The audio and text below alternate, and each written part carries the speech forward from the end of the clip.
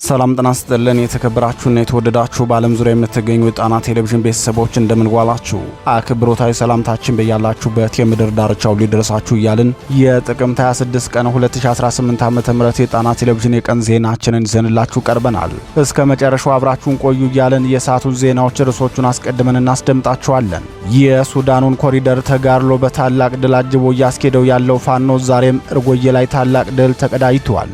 የብልጽግናው ሰራዊት ከፍተኛ አዛዥ የተመታ ነው፣ ብዙ ተጉዘን ስለመጣን ደክሞን ነው የሚል ሪፖርት በማቅረብ ሽንፈቱን ለማስተባበል ሞክሮ ነበር። ሆኖም የፋኖ የውጊያ አቅም የብልጽግናውን 4 መስመራዊ መኮንኖችን ጨምሮ በርካታ ሰራዊት ላይ እርምጃ በመውሰድ የበላይነቱን አስመስክሯል። የመተማውን ትንቅንቅ በዜናችን ዝርዝሩ የሚደመጠው ቀዳሚ ዜናችን ነው። የፋኖ ትግል ከወታደራዊ ተጋድሎ ጎን ለጎን ማህበረሰባዊ ልማቱ ላይም የበረታ ሆኗል። አስቀድሞም ቢሆን በብልጽግናው ሰራዊት ላይ የድል የበላይነቱን የያዘው ፋኖ ህዝባዊነቱን በማስጠበቅም ታላቅ ተጋድሎን እያበረከተ ይገኛል። በብናትና በሸዋ የሆነውን ዜናችን በዝርዝር ያስደምጣችኋል። ጋሸና ዙሪያ የሚካሄደው ውጊያ ዛሬም ቀጥሎ ውሏል። ጋሸናን ካስረከባችሁ እንዳላችሁ ተብለው ማሳሰቢያ የተሰጣቸው እነ ጄኔራል ፈረደ መንግስቱ በርካታ ሰራዊት አስጨርሰው ጋሸና ላይ መሽገዋል።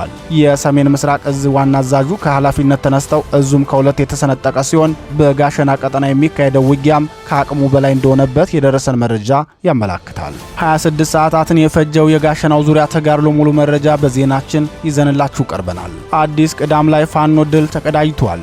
ቢኮሎ ላይም እስር ቤት ተሰብሮ ግፏንን ካፈን አስለቅቋል። የጎጃሙ ትንቅንቅ ሙሉ መረጃ በዜናችን ይደመጣል፣ ተሰሙታላችሁ። ጠለምት ላይ ህወሓት ወረራ ፈጽሟል። በጠለምት አርሶ አደር ላይ የተከፈተውን ተኩስ አስመልክቶ የአካባቢው ነዋሪዎች ትዝብታቸውንም ዝርዝር መረጃውንም አድርሰውናል። እኛም ሙሉ ዘገባውን እናስደምጣችኋለን። ክቡራትና ክቡራን የጣና ቴሌቪዥን አድማጭ ተመልካቾቻችን እነዚህንና ሌሎች የግንባርና የትንታኔ ዘገባዎችን ይዘናል። እስከ ዜናዎቻችን ፍጻሜ ድረስ አብራችሁን እንድትቆዩ እየጋበዝን ወደ ዝርዝር ዜናዎቹ እናልፋለን።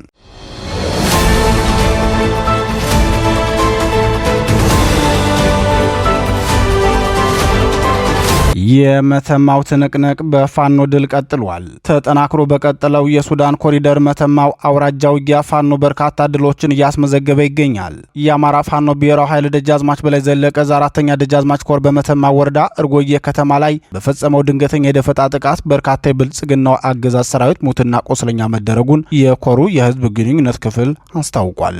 የህዝብ ግንኙነት ክፍሉ የተጋድሎውን ውሎና የተገኘውን ድል በዝርዝር እንደገለጸው በኮሩ ስር ከሚገኙት ጠንካራ ተዋጊዎች መካከል የአርበኞች ክፍለ ጦር በላይ ዘለቀ ብርጌድና የአጣናዋሴ ክፍለ ጦር በቅንጅት እርጎዬ ላይ በወሰዱት የደፈጣ ጥቃት የጠላት ሰራዊት ከፍተኛ ሰዋዊና ቁሳዊ ኪሳራ አስተናግዷል ብለዋል። በደፈጣ ጥቃቱ ከ4 በላይ የስርዓቱ ሰራዊት መስመራዊ መኮንኖችን ጨምሮ በርካቶች እርምጃ ሲወሰድባቸው ከ10 በላይ የሚሆኑት ደግሞ ቆስለኛ መሆናቸውን የኮሩ ቃል አቀባይ ክፍል ጨምሮ ገልጿል። የደፈጣ ጥቃቱን ተከትሎ ተኩሱ ወደፊት ለፊት ውጊያ ተቀይሮ ለሰዓታት የዘለቀ ውጊያ እንደተደረገ የገለጸው የህዝብ ግንኙነት ክፍሉ የፋኖ የመዋጋት ዓላማ ብቃትና የተጠናከረ የህዝብ ድጋፍ ስላለው በብልጽግናው ሰራዊት ላይ የድል የበላይነቱን ሊወስድ ችሏል በማለት ተናግሯል። የብልጽግናው ሰራዊት ሰሜን ምዕራብ እዝ አካል የሆነው ወደ መተማ የገባው ጦር አዛዦች ግን የጉዞ ድካም ስለነበረ ነው የተመታ ነው ሲሉ ለዋና አዛዡ ሪፖርት ማድረጋቸውን የደረሰን መረጃ ያመላክታል። ሆኖም ለብልጽግናው ሰራዊት መመታቱ ዋናው ምክንያት የፋኖ የውጊያ አቅምና የሚዋጋበት ዓላማ መሆኑን ወታደራዊ ተንታኞች ይናገራሉ። እርጎዬ ላይ በውጊያው አቅሞ የተዳከመውን የብልጽግናን ሰራዊት ከከበባ ለማውጣት ተጨማሪ ኃይል ወደ አካባቢው መግባቱን የገለጹት የጣና ቴሌቪዥን ምንጮች ፋኖ በተጠና የውጊያ ስልት አስፈላጊውን እርምጃ ወስዶ ገዢ ቦታ በመያዙ የገባው የብልጽግና ሰራዊት ሊወጣ እንዳይችል አድርጎታል ብለዋል። የፋኖን ድንገተኛ የደፈጣ ጥቃት ተከትሎ የስርዓቱ ወታደሮች የዘፈቀደ የከባድ መሳሪያ ተኩስ በመተኮስ የአካባቢውን አርሶ አደር ሰብል ማቃጠላቸውን የኮሩ የህዝብ ግንኙነት ክፍል አስታውቋል።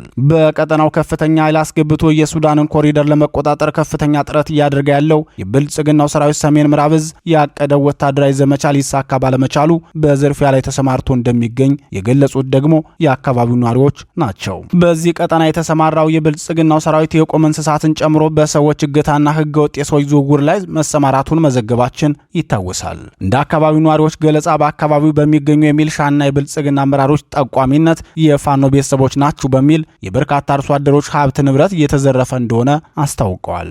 በሌላ በኩል በትናንትናው ዕለት በምዕራብ አርማጭሆ ወረዳ አብራጅራ ዙሪያ ግራር ውሃ የምትባል ቀበሌ ላይ የቆም ከብት ነጋዴዎችን በማስቆም በአንድ በሬ ከ2000 እስከ 6000 ብር ድረስ ቀረጥ እየተቀበሉ እንደሆነ ተመልክተናል ያሉት የዓይን እማኞች የሚከፍሉ ገንዘብ የሌላቸው ነጋዴዎችን በብልጽግናው ሰራዊት ለሰዓታት ታግተው ውለው አመሻሹ ላይ እንደተለቀቁ ገልጸዋል።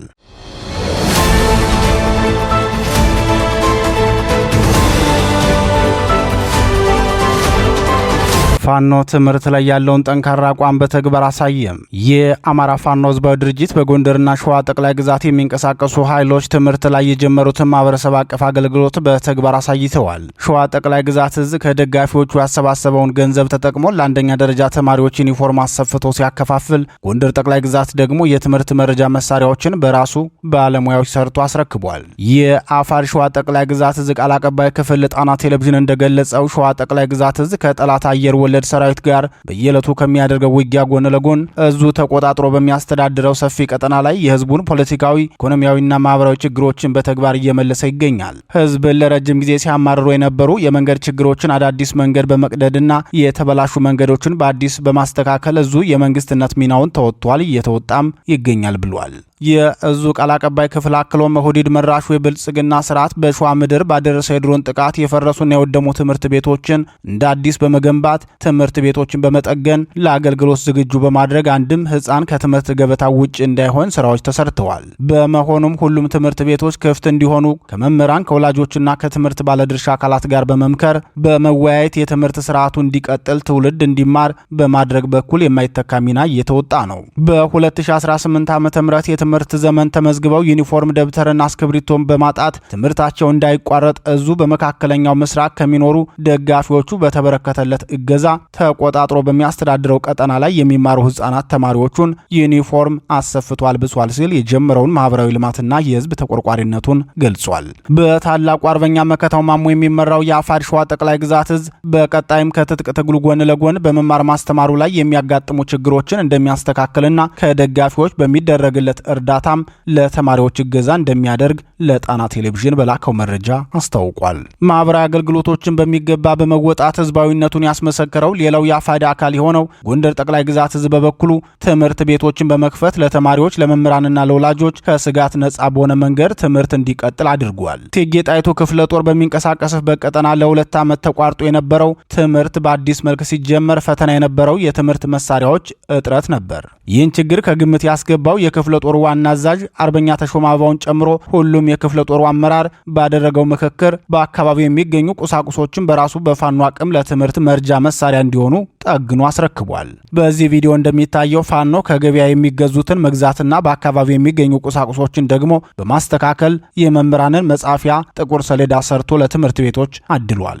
በዚህ ጉዳይ አስተያየቱን የሰጠው የክፍለ ጦሩ ቃል አቀባይ አርበኛ መልካሙ ጣሴ የአማራ ህዝብ የተከፈተበት የዘር ማጥፋት ጦርነት የኤሊት ኢንፈርቲሊቲንም የሚያካትት ነው።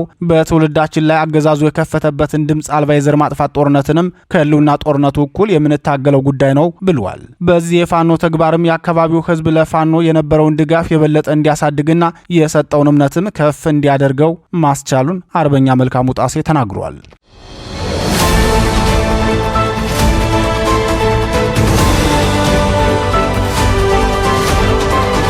የቀጠለው የጋሸናው ትንቅንቅ የአማራን ህዝብ የዘር ማጥፋት ጦርነት የከፈተበት የብልጽግናው አገዛዝ በፋኖ ብርቱ ምት እየደረሰበትና ሰራዊቱን እየበተነ ሲሆን ከትናንት ጀምሮ በጋሸና አቅራቢያ እየተካሄደ ያለው የፋኖ ተጋድሎ ዛሬም ተጠናክሮ ቀጥሏል። የአማራ ፋኖ ብሔራዊ ኃይል አጼ ምኒልክ ህዝብ በሰሜን ወሎ ዞን ጋሸና አቅራቢያ እያካሄደ ያለውን ተጋድሎ ዛሬም አጠናክሮ በመቀጠል በብልጽግናው ሰራዊት ላይ ብርቱ ምት አሳርፎበታል። በዚህም ከጋሸና ከተማ በቅርብ ርቀት እየተደረገ ባለው ውጊያ 18 የብልጽግናው ሰራዊት እርምጃ ሲወሰድበት 27 ደግሞ ጉዳት ደርሶባቸዋል። 6 መግቢያ በሮች ያላትና በዋናነትም የአራት ፌዴራል መንገዶች መገናኛ የሆነችው ጋሸና የፋኖ ትግል ዋና የትኩረት ማዕከል ስትሆን ብልጽግናም የተከፈለው የሰራዊት ህይወት ተከፍሎም ቢሆን ጋሸናን ጠብቆ የሚል ትዕዛዝ ለሰራዊቱ አዛዦች ከኢታማዦር ሹሙ ተነግሯቸዋል። በዚህች ከፍተኛ ወታደራዊ ጠቀሜታ ባላት ጋሸና ከተማ በቅርብ ርቀት እየተካሄደ ያለው ተጋድሎ ወደ ወልዲያ መውጫ መጨረሻ ካሉ መንደሮች መካከል አንዱ በሆነው ጥምጥማት ተብሎ በሚጠራው አካባቢ ደግሞ ብርቱ ትንቅንቅ ሲካሄድበት አድሯል። ጋሸናን አሳልፌ ከሰጠው የቀጠናው ቆይታ ያበቃልታል ብሎ የሰጋው የብልጽግናው አገዛዝ በዘመቻ ደማሊ አባናዳው በርካታ ኃይል ያስጨረሱትን የሰሜን ምስራቅ እዝ ዋና አዛዥ ጄኔራል አሰፋ ቸኮልን ከኃላፊነት ገለል ማድረጉ ይታወቃል። በዚህ ሰዓት እዙ ከሁለት የተከፈለ ሲሆን ሰሜን ምስራቅ እዝን በጊዜያዊነት እየመሩ የሚያታግሉት ምክትሉ ጄኔራል ሻምበል ፈረደ መሆናቸው ይታወቃል። በዚህ ስፍራ ዛሬ ትናንት ከእኩለ ቀን በኋላ የጀመረው ውጊያ አዳሩን በተደረገው ትንቅንቅ የአማራ ሕዝብ ቀዳሚ ጠላት የሆነው የብልጽግና ሰራዊት ከፍተኛ ኃይሉ የተመታበት ሲሆን ቀደም ሲል ከተገለጸው ሀዝ የበለጠ ሰራዊት ሳይመታበት እንዳልቀረ ምንጮቻችን ተናግረዋል። በአንጻሩ ደግሞ ፋኖ በውስን ኃይል ትልቅ ድል ያስመዘገበበት አውደ ውጊያ ሆኗል።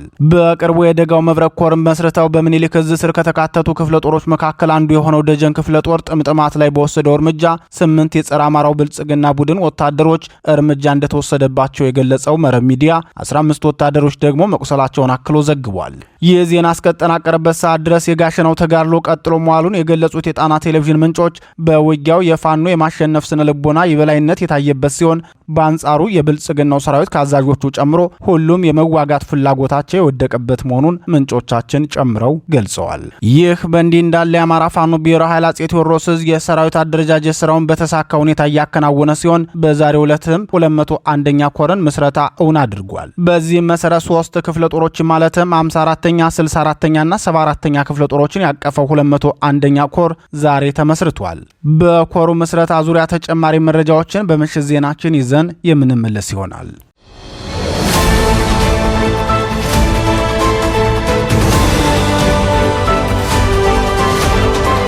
አዲስ ቅዳም ዙሪያ ፋኖ ድል ተቀዳጀ። የአማራ ፋኖ ብሔራዊ ኃይል አፄ ቴዎድሮስ ዕዝ በአዊ ብሔረሰብ ዞን አዲስ ቅዳም ከተማ በቅርብ ርቀት ታላቅ ድል የተቀዳጀበትን ውጊያ ማካሄዱን አስታወቀ። የዕለቱን ተጋድሎ አስመልክቶ መረጃውን ያደረሰን የክፍለ ጦሩ ቃል አቀባይ ክፍል ጎጃም አገው ምድር 3ኛ ክፍለ ጦር 10 አለቃ ኤፍሬም አጥናፉ ብርጌድ ዛሬ ጥቅምት 26 ቀን 2018 ዓ.ም ወደ አዲስ ቅዳም ከተማ በመግባት ጠላትን ሁለንተናዊ ኪሳራ አድርሳበታለች ሲል አስታውቋል። የክፍለ ጦሩ ቃል አቀባይ ክፍል አክሎም ጠላት በከተማ መውጫና መግቢያ ጨምሮ በሁሉም አካባቢዎች ላይ በርካታ ምሽጎችን ቆፍሮ የነበረ ቢሆንም የቆፈረውን የቆም ምሽግ በመተማመን ካለው ሰራዊት ውስጥ ግማሹን ከፍሎ ኬላ ዘርግቶ ለመዝረፍ ወደ አሸዋ ተንቀሳቅሶ ነበር። ይህን ተከትሎም የ10 አለቃ ኤፍሬም አጥናፉ ብርጌድ ሰራዊት ሎሊስታ ላይ ይዘው ተገቢውን ምት አሳርፈውበታል። በዚህ ተጋድሎም የተወሰነ ኃይሉን አስመትቶ የዝርፊያ ዕቅዱን ሳያሳካ ወደ አድጓሚ ተራራ እንዲፈረጥጥ ተደርጓል ብለዋል። ይህ በእንዲህ እንዳለ የዚሁ አፄ ቴዎድሮስ ዕዝ የ102ኛ ኮር አካል የሆኑት የኮሎኔል ታደሰ ሙሉነ ብርጌድ ጊዮን ሻለቃ በቪኮሎ ከተማ በመግባት በሰሩት ኦፕሬሽን በስር ላይ የነበሩ ንጹሐንን ማስፈታት መቻሉን አንደኛ ክፍለ ጦር ቃል አቀባይ ፋኖ ሀብታሙ የሱፍ ያደረሰን መረጃ ያመላክታል።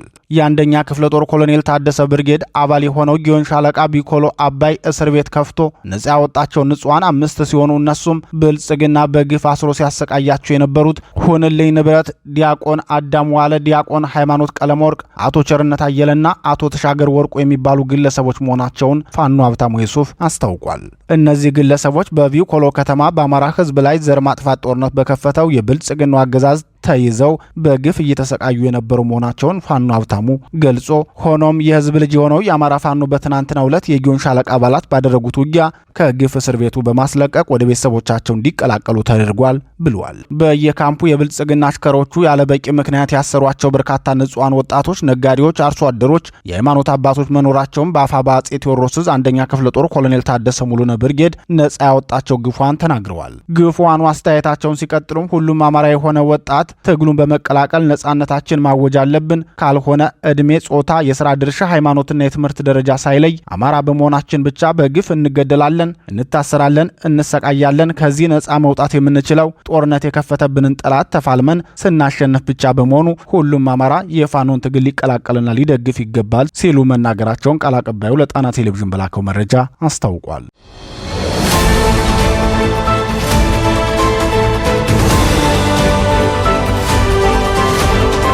ህወሓት በጠለምት ተኩስ ከፈተ። ከአማራ ህዝብ ጋር የማይታረቅ ጥላቻ ውስጥ የገባው ህወሓት በአማራ ክልል ሰሜን ጎንደር ዞን የጠለምት አውራጃ ህዝብ ላይ ተኩስ መክፈቱ ተሰምቷል። የአካባቢው ነዋሪዎች ለጣና ቴሌቪዥን እንደገለጹት የህወሓት ታጣቂዎች ተኩስ የከፈቱት በምስራቅ ጠለምት ወረዳ ነው። የህወሓት ታጣቂዎች በምስራቅ ጠለምት ወረዳ ተከዜን ተሻግረው በአካባቢው ህዝብ ላይ ተኩስ በመክፈት ንጹሐንን ገድለዋል። የህወሓት ሰርጎ ገብ ታጣቂዎች በምስራቅ ጠለምት ወረዳ ሰቆጣ ስላሴ ተብሎ በሚጠራ ቦታ ላይ በአካባቢው አርሶ አደሮች ላይ ጥቃት ለማድረስ ሞክረዋል ያሉት የጣና ምንጮች ይህንን ጥቃት ለማድረስ የጦረኛውን የህወሓትን ተልዕኮ ተቀብለው ወደ አማራ ክልል ዘልቀው በመግባት ተኩስ ከከፈቱት ውስጥ ሶስቱ ከነመሳሪያቸው በአካባቢው አርሶ አደር በቁጥጥር ስር ውለዋል። የጣና ቴሌቪዥን ምንጮች አክለውም አንድ የህወሓት ታጣቂ ደግሞ በነበረው የተኩስ ልውውጥ ቆስሎ ጉዳት ደርሶበት ተይዟል ሲሉ ተናግረዋል። በተደጋጋሚ ጊዜ በጠለምት አውራጃ ወረራ ለመፈጸም የውጊያ ዕቅድ ሲያወጣ የከረመው ህወሓት በተለይም የወርቅ ዝርፊያ ፍላጎቱን ለማሳካት በርካታ ጦር ወደ ተከዜ ማስጠጋቱ ይታወቃል። በተለይም በዋልድባ በኩል ሰብሮ ወደ ወልቃይት ለመግባት የኃይል ማብዛትና የውስጥ አርበኛ የመመልመል ስራም እየሰራ ቆይቷል። በዚህም ከዞኑ አስተዳዳሪዎችና በአካባቢው ከሚገኘው የኮማንድ ፖስት አባላት ጋር ድብቅ ግንኙነት በመፍጠር ሰርጎ ገብ ቡድን ሲያደራጅ መቆየቱን ጣና ቴሌቪዥን በተከታታይ መዘገባችን ይታወሳል። ትናንት ሌሊት በአርሶ አደሮች ላይ የከፈተው ተኩስም የዚህ አካል መሆኑን ምንጮቻችን ተናግረዋል። የጣና ቴሌቪዥን ምንጮች በጉዳዩ ዙሪያ የሚሰጡት መረጃ ሲቀጥሉም ህወሓት መደበኛ ውጊያ ከመክፈቱ በፊት ከአካባቢው ተወላጆች ጭምር በጥቅማ ጥቅም የያዛቸውን የአካባቢው ተወላጆች ወደ ሽሬና ሌሎች የተለያዩ አካባቢዎች መልምሎ ስልጠና ሰጥቶ በሰርጎ ገብነትና በሚልሻ አባልነት በተፈናቃይ ስም ወደ አካባቢው እንዲመለሱ እያደረገ ይገኛል ብለዋል። ምንጮቻችን አክለውም ይህ ጥንተ ጠላት ቡድን በሰርጎ ገብነት ያሰማራቸውንና በጥቅም ገዝቶ የመለመላቸውን ታጣቂዎቹን ወደ ጠለምት በማስገባት ቀዳሚ ትንኮሳና ተኩስ ያደረገው በጠለምት የአማራ ማንነትና ወሰን አስመላሽ ኮሚቴ አባላት ላይ ነው። በዚህ መልኩ የጀመረውን ትንኮሳ የእሱን ፍላጎት አይቀበሉም የሚላቸውን የሚልሻ አባላትንም ሳይቀር ጥቃት ከፍቶባቸዋል። ከዚህ በተጨማሪም ክብሪት የሚል ገዳይ ቡድን ለማስገባት እየሰራ ነው ሲሉ እስካሁን ያደረሰውንና የወደፊት የጥፋት እቅዱን አጋልጠዋል። ህወሓት በዚህ ደረጃ የጠለምት በጌምድር አማራ ህዝብን ሲያሰቃይ የዞኑም ሆነ የወረዳው አስተዳዳሪዎችና የኮማንድ ፖስት አባላትን ጨምሮ ሌሎች ኃይሎችን በዝምታ እየተመለከቱት መሆኑን ምንጮቻችን ተናግረዋል።